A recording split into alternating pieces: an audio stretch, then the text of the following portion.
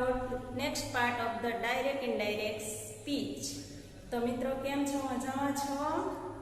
હા, તમારી ચેનલને જો સબસ્ક્રાઇબ ના કરી હોય તો સબસ્ક્રાઇબ કરો, એને લાઈક કરો અને તમારા ફ્રેન્ડ સર્કલમાં શું કરવાનું છે, શેર કરવાનું છે, બરાબર છે?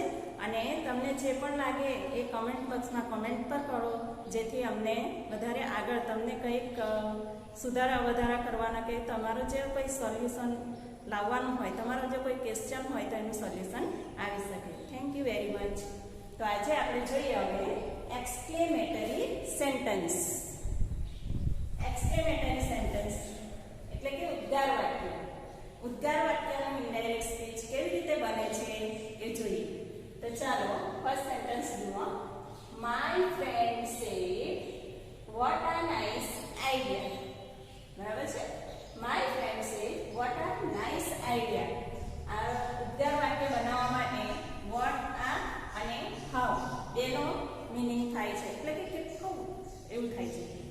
વોટ અ નાઇસ આઈડિયા, કેટલી સરસ આઈડિયા હતો, કેટલો સરસ આઈડિયા છે એવું થાય.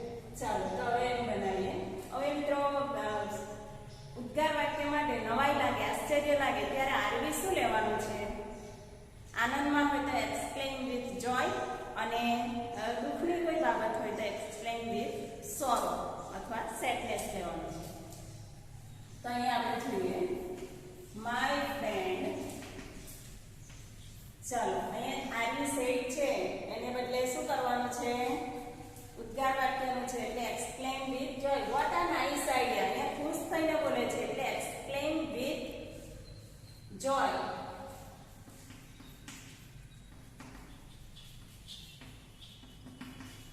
વિથ જોય. મિત્રો અહીંયા આ સ્પેલિંગ તમારા મોડે કરી નાખવાની. એક્સપ્લેન વિથ જોય. પછી કન્જક્શન શું લેવાનું છે? ધેટ લેવાનું છે. આ પણ વિધાન વાક્ય એને બનાવવાનું છે એટલે કન્જક્શન ધેટ લેવાનું છે. My friend explain with Joy that. ચલો હવે આ આખું જે વાક્ય છે એનું શું કરવાનું છે? વિધાન વાક્ય બનાવી દેવાનું છે. તો મિત્રો વિધાન વાક્ય કેવી રીતે બનશે? અહીંયા વોટ અ નાઇસ આઈડિયા. કેટલો સરસ આઈડિયા છે, કેટલો સરસ આઈડિયા છે. તો એનું વિધાન વાક્ય શું બને? તે ખૂબ સરસ આઈડિયા છે. ખૂબ સરસ, વેરી અથવા રિયલી, ખરેખર સરસ આઈડિયા છે એવું થાય. તો ચાલો અહીંયા તો વાક્યની શરૂઆત ઈટથી કરવાની. કશું હાથથી ના હોય તો ઈટથી કરવાની, અને આ વર્તમાન કાળનું છે તો એનો ભૂતકાળ બનાવી દેવાનો. તો ઇટ વોઝ વેરી શબ્દ મૂકી દઈએ અથવા રિયલી શબ્દ મૂકવાનો. બેમાંથી કોઈ પણ એક વર્ડ ચાલે. Very nice idea.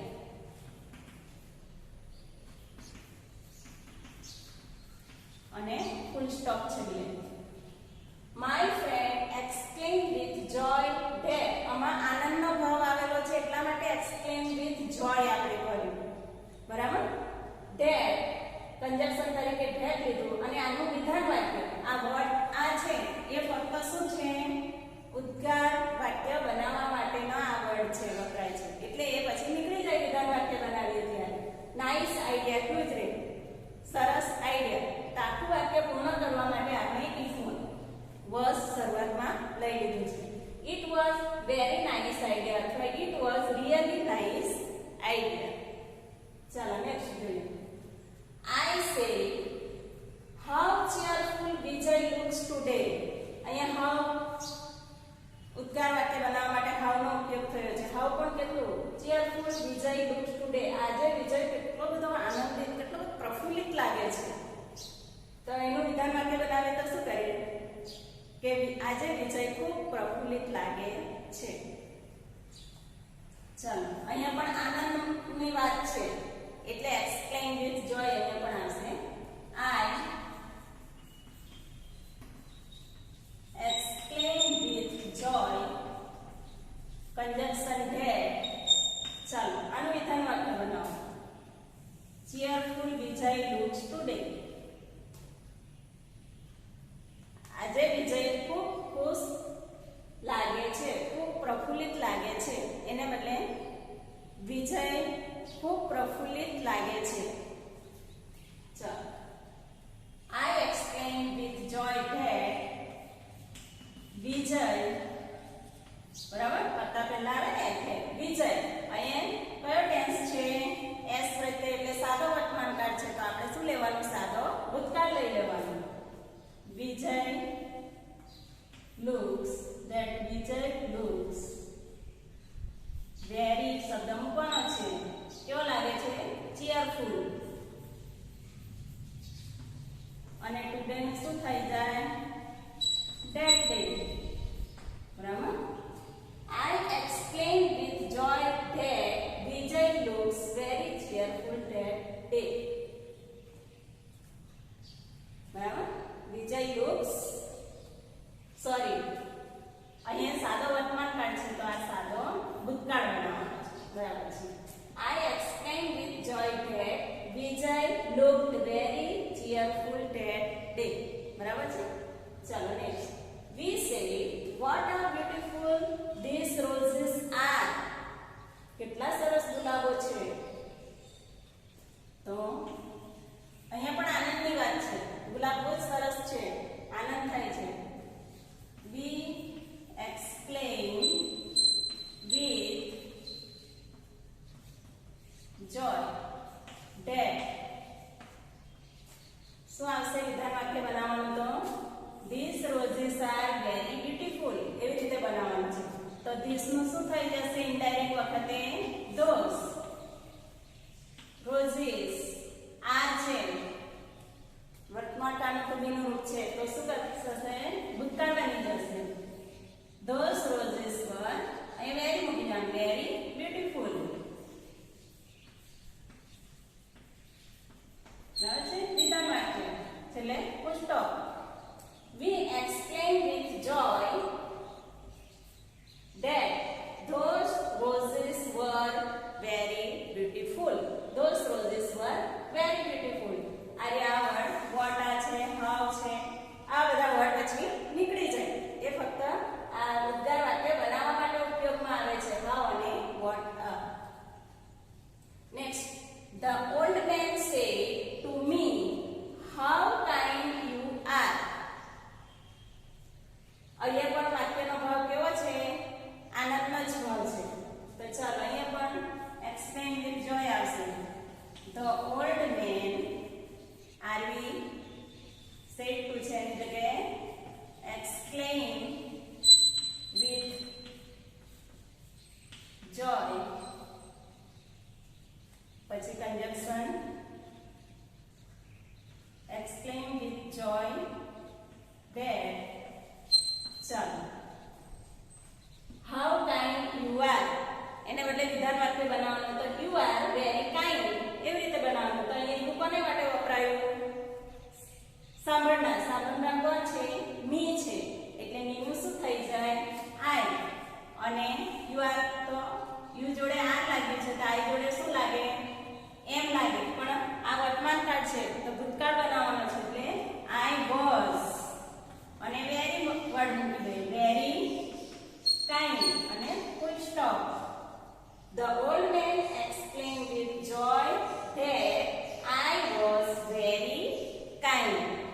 બરાબર છે. ચલો next. We say, alas, we lost the cricket match.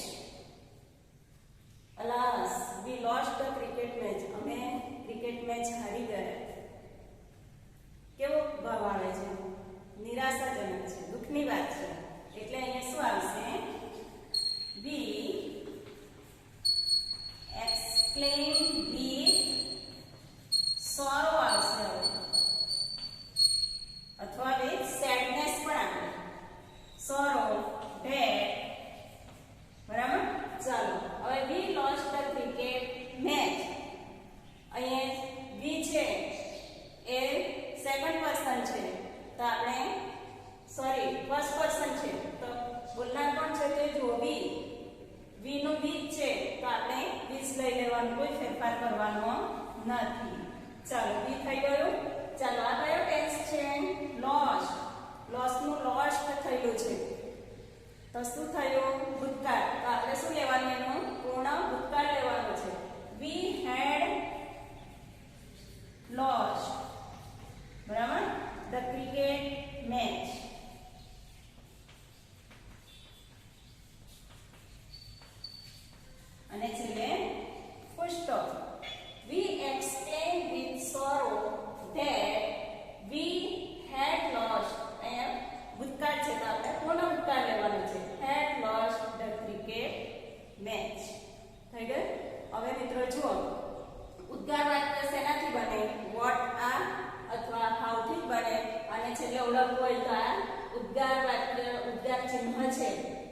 Question નથી પણ ઉદ્ગાર ચિહ્ન છે. કોઈક વાર તમને એવું લાગે કે વોટ થી અને હાઉ થી છે માટે એ ક્વેશ્ચન છે, એવું નથી. પણ વોટ આર અને હાઉ અને છેલ્લે જોવાનું એક્સક્લેમેટરી માર્ક છે તો એ એક્સક્લેમેટરી સેન્ટેન્સ કહેવાય છે.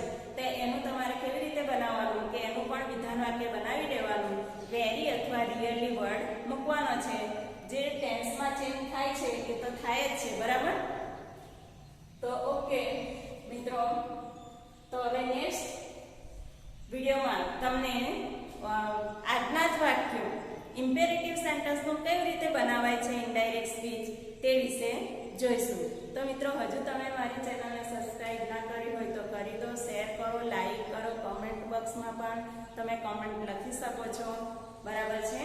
Thank you for watching. C you again. Till then by.